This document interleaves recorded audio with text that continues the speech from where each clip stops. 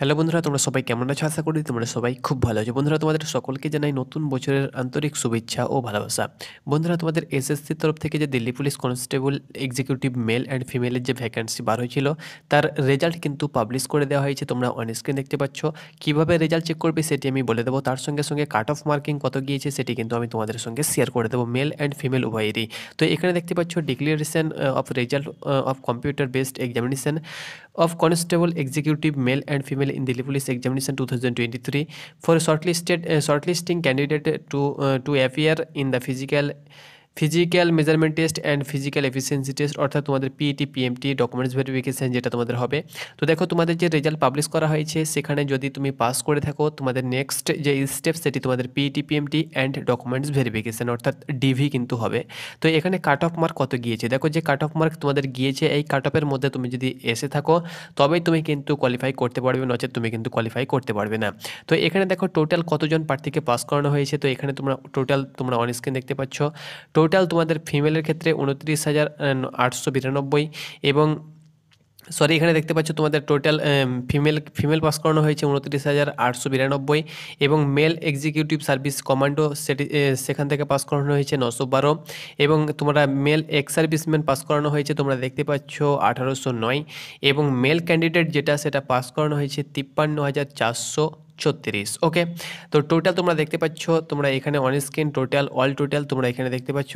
এখানে 86,049 জন কিন্তু টোটাল কিন্তু পাস করানো হয়েছে পিইটি পিএমটিতে এবং ডকুমেন্টস ভেরিফিকেশানে।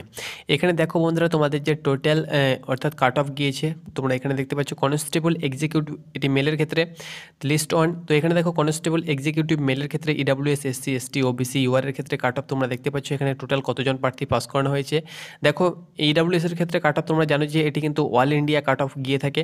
তো অল ইন্ডিয়া কাট অফ তোমরা দেখতে পাচ্ছ ইডাব্লিউএস এর ক্ষেত্রে 60 কাট অফ গিয়েছে 60.24%। এসসির ক্ষেত্রে তোমরা দেখতে পাচ্ছ 57, এসটির ক্ষেত্রে 58, ওবিসির ক্ষেত্রে 66, ইউআর এর ক্ষেত্রে 65 কাট অফ গিয়েছে, অর্থাৎ ইউআর এর থেকে ওবিসি কিন্তু কাট অফ গিয়েছে, অর্থাৎ যার যে সিট সেটাই কিন্তু সে পাবে।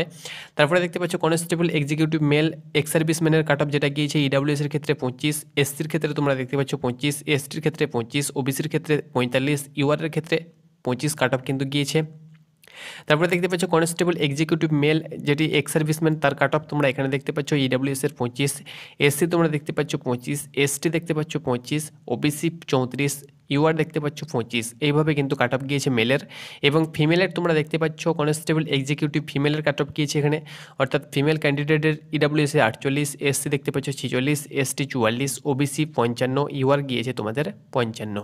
এটি তোমাদের পিইটি পিএমটি এবং ডকুমেন্টস ভেরিফিকেশনের কাট অফ গিয়েছে। ফাইনাল কাট অফ হয়তো এর থেকে একটু তোমাদের বাড়বে, এটি তো অবশ্যই সকলে জানো। তো রেজাল্ট কীভাবে চেক করবে সেটি আমি তোমাদের সঙ্গে এবার শেয়ার করে দিচ্ছি। তো বন্ধুরা, রেজাল্ট চেক করার জন্য প্রথমত তোমরা অফিসিয়াল ওয়েবসাইটে চলে আসবে। এখানে রেজাল্ট অপশানে তোমরা ক্লিক করবে। রেজাল্ট অপশানে ক্লিক করলে আরও একটি নতুন পেজ খুলে চলে আসবে।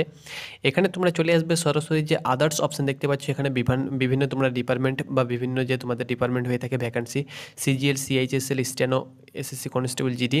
তো এখানে আদার্স অপশানে তোমরা ক্লিক করবে। যখনই আদার্স অপশানে ক্লিক করবে এখান থেকে তোমরা সরাসরি রাইট আপ ডাউনলোড করতে পারবে।